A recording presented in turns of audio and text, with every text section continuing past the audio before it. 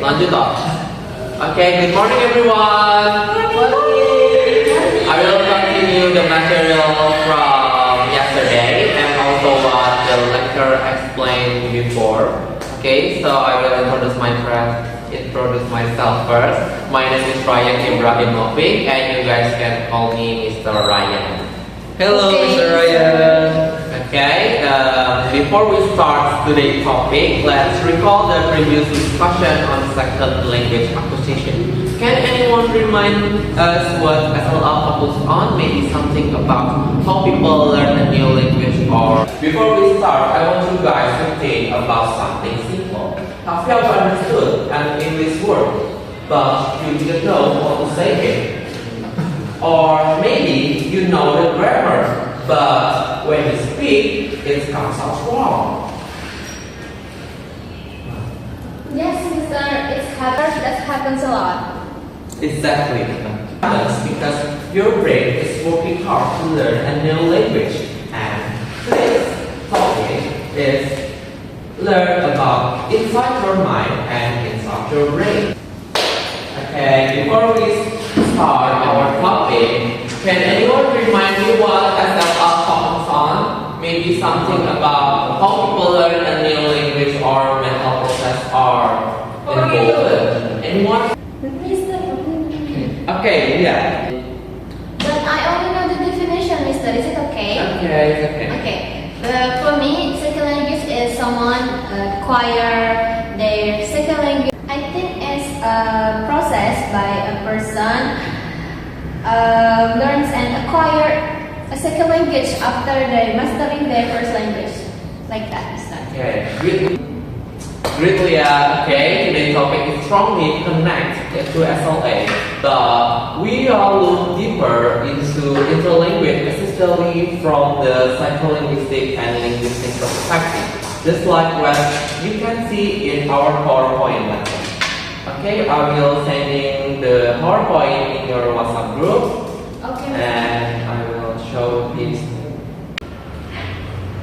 Okay, guys. So as you can see, for now we want to learn this one, psycholinguistic and linguistic aspect and of interlinguistic language. Okay, the first material what we learn is interlanguage.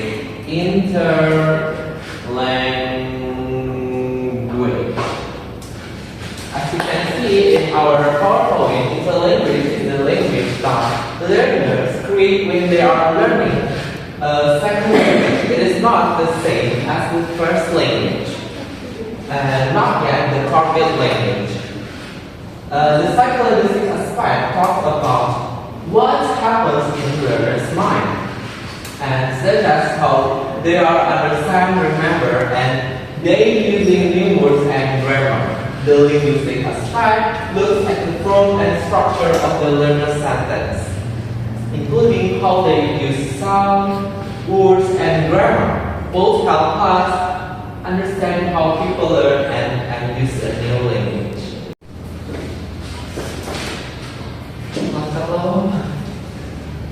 Language between L1 and L2 in our PowerPoint. Interlanguage is the language learned when you learn a second language.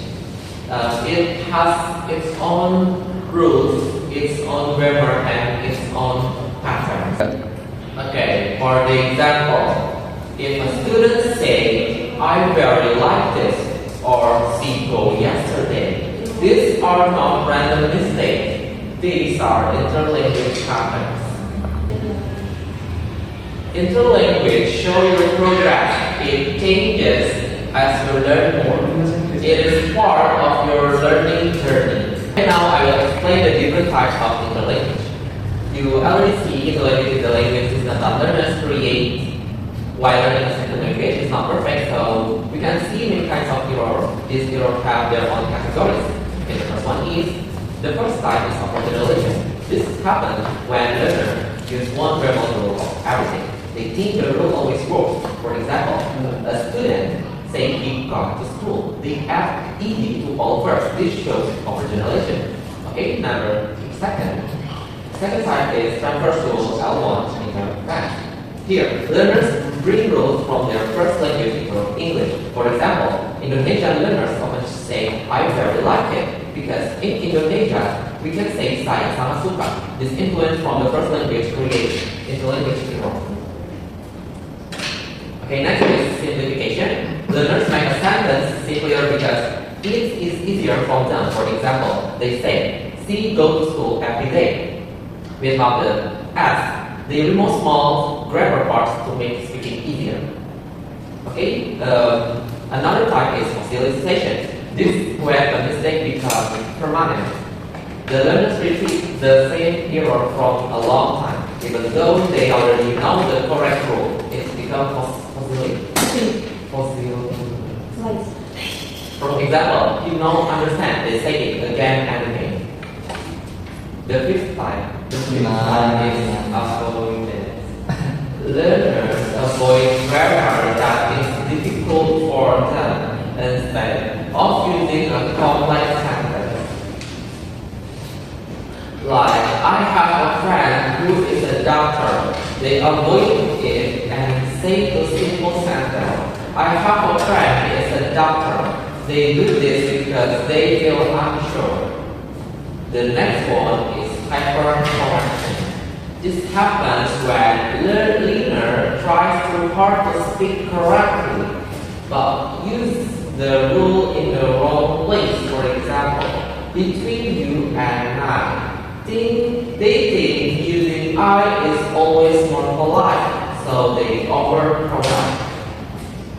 Okay, another type is variation. Here, the learner's language is not stable. Sometimes they say it correctly, sometimes incorrectly. For example, they say see work today, but tomorrow they say see work. This change so that the interlanguage is still developing. The last type is developmental errors. These errors happen because learners are in a certain stage of learning. All language learners make these errors no matter their first language. For example, what you want, this is normal in early stage. Okay, so these are the types of the language.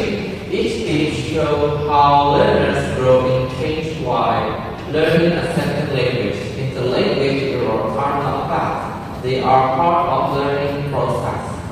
Okay, guys. Now I want to give you an example of interlanguage. Can one student come to front? Me. Okay, Sasha.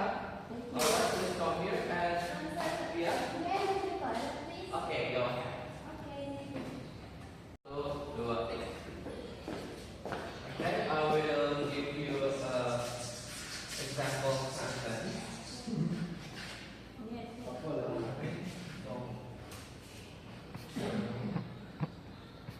Where is she?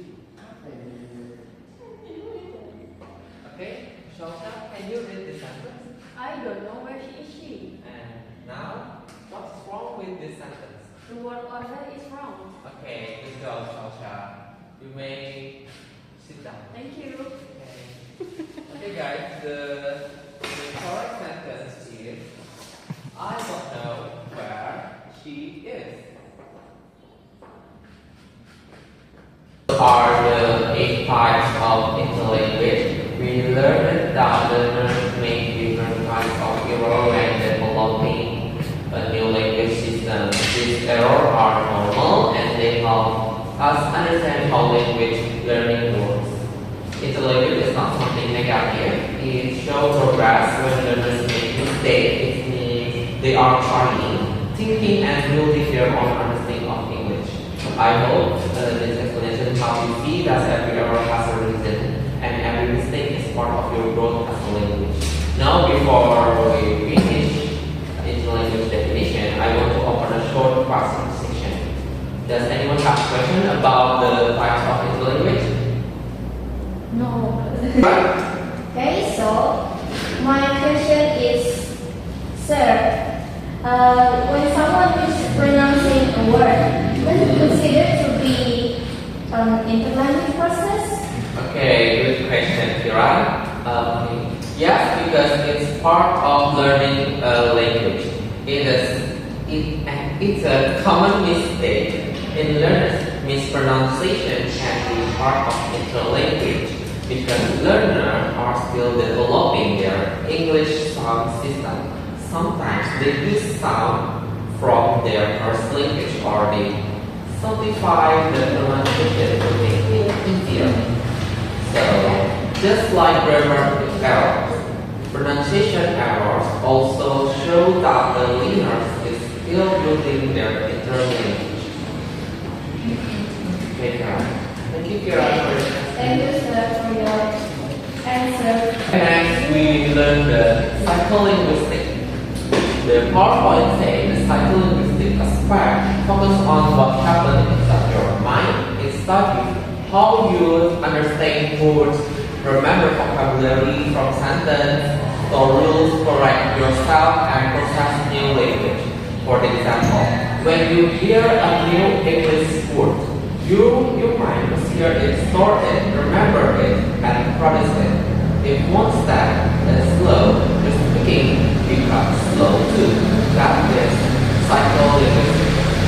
The relationship with SMA. Psycholinguistic studies how the brain processes language, while psycholinguistic acquisition focuses on how people learn a second language. SLI is a part of psycholinguistic because learning a second language also involves how the brain understands and produces new language. In simple terms, psycholinguistics explains how we use language, and SLA explains how we learn another one. Tuh, 2T. Okay, this is a psycholinguistic application in interlanguage. Number one is reproduction and fossilization. Learners unconsciously avoid difficult forms linked to anxiety or past embarrassment. This is repression because fossilization, persistent interlanguage errors. For example, avoiding pronunciation practice after being home. The second one is identity conflict. Learners experience tension between L1 and L2 identities. Following left-hand interlanguage reflects a struggle for self-definition in a new language system. Using L1 patterns becomes a symbolic comparison between both styles. Okay, the third one is projection and L1 transfer. L1 transfer can reflect unconscious projection, bringing comfort from one native language into the L1. This reduces anxiety but slows native sleep development. The last one is teaching implication. Address emotional roots of error not only grammar, but build psychological safety in class, encourage reflective, real learning, journals, role play. Okay, now, satu, dua, tiga. Okay, before we finish, I have 3 quick questions or verbal chat. Okay, number one is, what is interlanguage? Anyone? Sir. Okay. So, based on my comprehension, it's a process, the in-between process, language learning by the learners. Okay, good. Okay, the second is, what is psycholinguistic? Maybe it's the process, the in-between learning process by the learner. Okay, good. Okay, number one is, what is psycholinguistic? Anyone? Okay, Shalsha. It's how the mind process the language. Okay, the last is, what is language? Thanks to Shalsha and Jiran. Okay, so today we learned interlanguage, your growing language system, and psycholinguistic, how your mind processes language. Linguistic aspect, how your language is formed.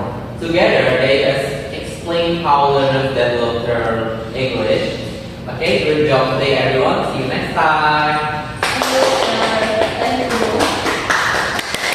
Thank you, sir.